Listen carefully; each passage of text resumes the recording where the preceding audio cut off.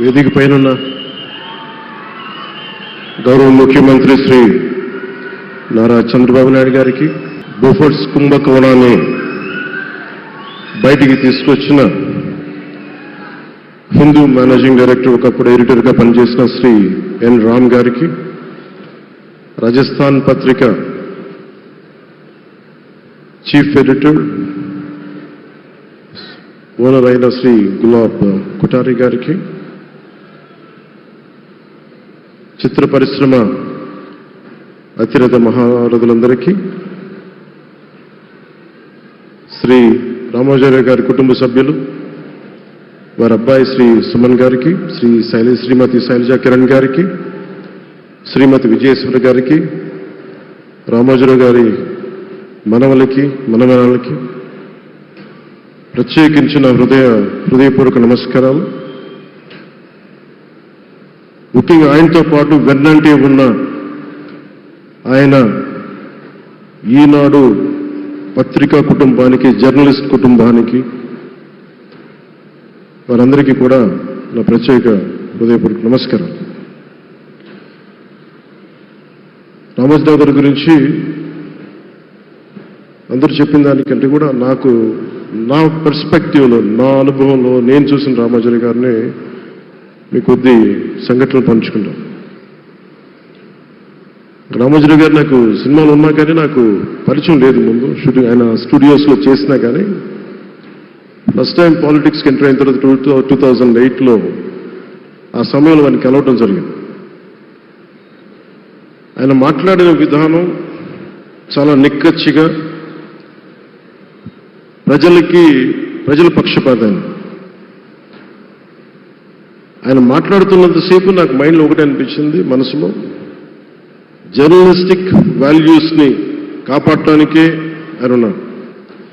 ప్రజాక్షేమం, ప్రజా సంక్షేమం, ఈ పర్స్పెక్టివ్లోనే, ఈ కోణంలోనే ఆ చర్చ జరిగింది. నన్ను ఒకే ఒకసారి ఆయన 2019లో ఒక లంచ్కి ఆహ్వానించారు వారి కుటుంబ సభ్యులతోటి. ఆ రోజు ఆయన మాట్లాడింది దేశ పరిస్థితులు, ముఖ్యంగా పత్రికా స్వేచ్ఛ గురించి, పత్రికా రంగం ఎంత కీలకమైంది. ఆయన ఎప్పుడూ కాంప్రమైజ్ అవ్వలేదు. ఒక విషయం చెప్పాలి అంటే అది తనకు తెలిసిన వారు అవ్వచ్చు, తన సన్నిహితులు అవ్వచ్చు, స్నేహితులు అవ్వచ్చు, కుటుంబ సభ్యులు అవ్వచ్చు, జనం కోసం వచ్చేటప్పటికి నిష్పక్షపాతంగా చాలా నిర్దాక్షిణ్యంగా ఉంటుంది ఆయన ఆలోచన పరిధి. అదే ఆయన ఈనాడు పేపర్లో రిఫ్లెక్ట్ అవుతుంది. నేను చాలాసార్లు అనుకునేవాడిని, ఒక వ్యక్తికి ఇంత, ఆయన ఆ రోజు లంచ్ తర్వాత కూర్చున్నప్పుడు ఆయన మాట్లాడుతుంటే ఆయన వేదన నేను చూశాను. ఆయన నలిగిపోతున్నారు. నిజంగా పత్రికా స్వేచ్ఛ ఎంత అవసరం దేశానికి, ప్రజాస్వామ్యానికి ఎంత కీలకమైంది, అది ఆయన చెప్తుంటే ఆయన ఆవేదన నాకు అర్థమైంది. అలాంటి వ్యక్తి మీద ఎన్ని రకాల ఇబ్బందులు పెట్టారో మనందరికీ తెలుసు. ఒక పేపర్ ఒకటే నడపటం చాలా కష్టసాధ్యమైంది. కానీ దాంతోపాటు ఆయనకి నష్టపోవడానికి, జనరల్గా అలాంటి విలువలు, కమిట్మెంట్ ఉన్నవాళ్ళు మిగతా వ్యాపారాలు అంటే ఆయన్ని అన్ని రకాలుగా దాడులు చేయడానికి చాలా తేలిక. అలాంటి దాడుల్ని తట్టుకుంటూ యాజ్ ఎ జర్నలిస్ట్ ఆయన అన్కాంప్రమైజింగ్ యాటిట్యూడ్, అన్కాంప్రమైజింగ్ వాలర్, అవన్నీ ఆయన్ని నాకు చూస్తే చాలా చాలా ఆనందం వేసింది. ఆయన ఒకటే చెప్పారు నాకు, your upcoming political leader, I wish you all the best. నీ జీవితంలో నువ్వు కాంప్రమైజ్ అవ్వకు, what ever you believe in, నువ్వు ఏదైతే నమ్ముతావో దాన్ని త్రికరణ శుద్ధిగా చేయని చెప్పి ఆయన చెప్పింది నేను ఈ రోజుకి మర్చిపోలేను. అలాంటి మహానుభావుడు సంస్మరణ సభకి నేను ఈరోజు ఇక్కడికి రావటం ఆంధ్రప్రదేశ్ ప్రభుత్వం భాగంగా నాకు నిజంగా చాలా ఆనందంగా ఉంది. రైట్ టు ఇన్ఫర్మేషన్ యాక్ట్ దారిలో చూస్తూ ఉంటుంది దాకా ఎగ్జిబిషన్లో 2008 రైట్ టు ఇన్ఫర్మేషన్ యాక్ట్లో ప్రజలకు ప్రతిదీ తెలియాలి, ప్రభుత్వంలో ఏం జరుగుతుంది, ప్రభుత్వం ఏం తీరుతలు ఎలా ఉంది అని. దానికోసం ఆయన అందరినీ కలిపి ఆంధ్రప్రదేశ్లో, ప్రత్యేకించి ఉమ్మడి ఆంధ్రప్రదేశ్లో ఆయన ఒక ఉద్యమకర్తగా కూడా వ్యవహరించారు. ఒక ఆర్టీఐ లాంటి థాట్ ప్రాసెస్ ఉండాలి అంటే ఒకటే ఉంటుంది, ఇది ఏమి జరిగినా ప్రజలకి తెలియాలి, ప్రభుత్వంలో ఉన్న రాజకీయ వ్యవస్థ ఏమి చేసినా ప్రజలకి తెలియాలి, వారికి అండగా ఉండాలని చెప్పి ఆయన చేసిన ఈ యజ్ఞం చాలా జటిలమైంది, చాలా కష్టమైంది. పత్రికా రంగంలో విస్తరించిందే కాకుండా సినిమా నిర్మాణ రంగంలో కానీ, స్టూడియోస్ కానీ, హోటలియర్గా కానీ ఇవన్నీ చాలా చేసి ఉండొచ్చు. కానీ ఆయన క్రక్స్ ఆఫ్ రామోజీరావు గారిది మోస్ట్ ఇన్స్పిరేషనల్ జర్నలిస్ట్. ఇందాక కొల్లూరు పార్థసారథి గారు చెప్పిన, ఇందాక అమరావతి నుంచి నాయ ఎమ్మెల్యే గారు మాట్లాడినా కానీ, పార్థసారథి గారు చెప్పినా కానీ ఆయనకి ఖచ్చితంగా ఒక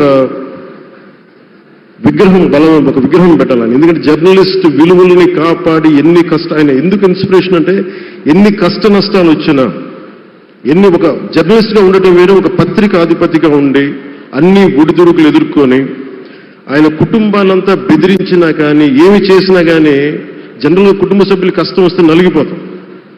కానీ అది కూడా దాటుకొని నేను నా జర్నలిస్ట్ వాల్యూస్ నేను కాంప్రమైజ్ అవ్వను, ఏదైతే జరగనని చెప్పి ఆయన కూర్చోబెట్టి at the cost of his family members also he vent ahead and uphold the journalistic values.